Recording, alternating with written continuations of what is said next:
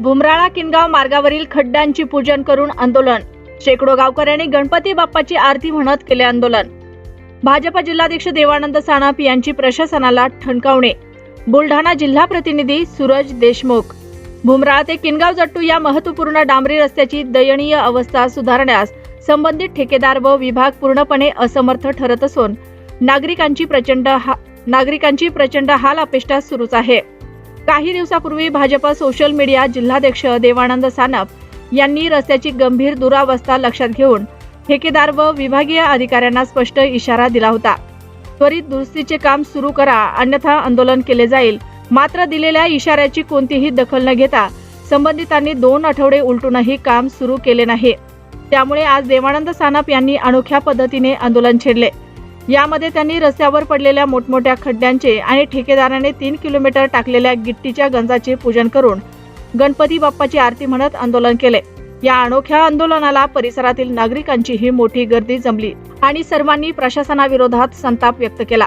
सदर मार्गावरील खोल खड्ड्यांमुळे व टाकून ठेवलेल्या गिट्टीच्या गंजांमुळे दररोज छोटे मोठे अपघात सुरूच आहेत।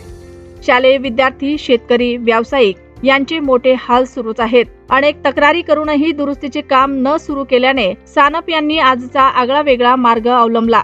सानप म्हणाले, 2 वर्ष रस्ता दुरुस्तीचा प्रश्न तसाच आहे। ठेकेदार व संबंधित विभागाचे अधिकारी झोपलेल्या अवस्थेत आहेत। जर आता तरी काम सुरू झाले नाही तर आणखी मोठे आंदोलन करण्यात येईल असा इशारा देखील दिला आहे। नागरिकांमध्ये या आंदोलनाची मोठी चर्चा असून आता प्रशासन काय भूमिका घेते याकडे सर्वांचे लक्ष लागले आहे। यावेळी भाजप युवा जिल्हा उपाध्यक्ष प्रवीण धाईत, युवा मोर्चा जिल्हा सचिव राम डुकरे, भाजपा तालुका सरचिटणीस भागवत मुळे, तालुका उपाध्यक्ष वैभव कापकर, सामाजिक कार्यकर्ते इम्रान पठाण, नवनाथ चौधरी, गणेश सरकटे, शरद पोखरकर सह भुमराळा, वझर आगाव, किनवट जट्टू येथील शेकडो गावकऱ्यांनी आंदोलनात सहभाग घेतला। पासून तर भुमराळ्यापर्यंत रस्ता हा अक्षरशः खड्डेमय झालेला आहे। रस्त्यात खड्डा ते खड्ड्यात रस्ता हेच कळायला तयार नाही। या रस्त्यावरून, या डांबरी रस्त्यावरून मराठवाडा ते विदर्भ हे 2 सीमेवर हे गाव असल्यामुळे भुमराळा हे दोन्ही मराठवाडा आणि इथून या सर्व शेतकऱ्यांची वाहतूक असते।